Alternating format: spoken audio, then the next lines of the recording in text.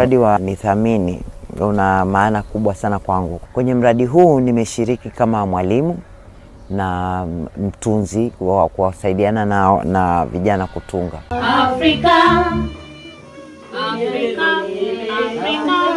Lakini ninachoweza kusema ni kwamba kila mtu aliyekuwepo kwenye mradi amejitoa kwa kiwango ambacho anaweza kwa vile vipindi ambavyo nimefanya. Limepambwa maridha wanyika milima na mabonde kwa utalii mzuri njoo Afrika.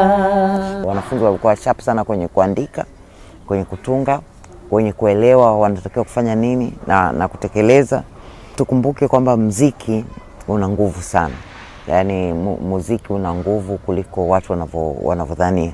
Muziki unasikilizwa na maraisi, muziki unasikilizwa na mtu wa street ambaye hana chochote. Kwa hiyo watu wote wanafikiwa na muziki.